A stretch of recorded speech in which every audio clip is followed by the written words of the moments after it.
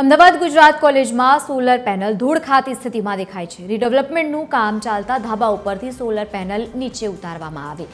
હજારો કિલોવોટની ક્ષમતા ધરાવતી સોલર પેનલ કચરા જેવી પરિસ્થિતિમાં દેખાય છે।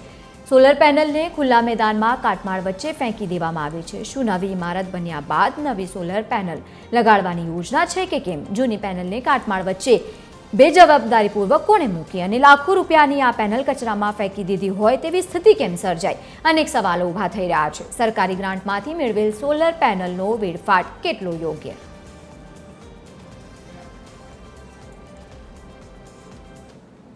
અમદાવાદની ગુજરાત કોલેજની અંદર સોલર પેનલો ધૂળ ખાઈ રહેલી હાલતમાં જોવા મળી રહી છે।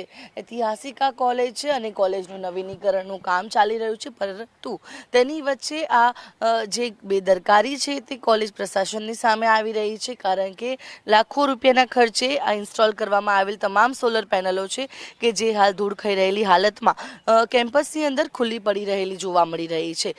જે જૂની બિલ્ડિંગ છે તેને તોડીને નવી બિલ્ડિંગ બનાવવાની કામગીરી કરવામાં આવી રહી છે, જે પગલે જે પેનલો છે તેને હટાવવામાં આવી। લાખો રૂપિયાના ખર્ચે લાખોની ગ્રાન્ટ મેળવીને અને પેનલો લગાવવામાં આવી હતી। એક તરફ રિન્યુએબલ એનર્જીની વાત કરવામાં આવે છે, સોલર એનર્જીનો ઉપયોગ કરવા માટેના વાતો કરવામાં આવે છે, તંત્ર તરફથી જે યોગ્ય સહાય પણ પૂરી પાડવામાં આવે છે, પરંતુ બીજી તરફ આ જ તમામ સહાયનો દુરુપયોગ થઈ રહ્યો હોય તે બાબત અત્યારે હાલ સ્પષ્ટ જોવા મળી રહી છે, કારણ કે જે જૂની બિલ્ડિંગ તોડીને નવી બનાવવા માટે આ જે પેનલો લગાવવામાં આવી હતી તે કાઢી તો લીધી, પરંતુ તેનો અન્ય સ્થળ પર ઉપયોગ છે તે નથી કરવામાં આવ્યો, જેના પગલે આ તમામ પેનલો છે ધૂળ ખાઈ રહી છે અને જે પ્રજાના ટેક્સના પૈસેથી જે ગ્રાન્ટ જે આ પ્રકારે આપવામાં આવે છે અને એ જ ગ્રાન્ટનો દુરુપયોગ જે છે તે થતો હોય તે સ્પષ્ટ જોવા મળી રહ્યો છે, કારણ કે આ પેનલો છે કે જે ધૂળ ખાઈ રહી છે જો આ જ પ્રકારે અહીંયા પડી રહેશે તો બિલકુલ બિનઉપયોગી થઈ જશે।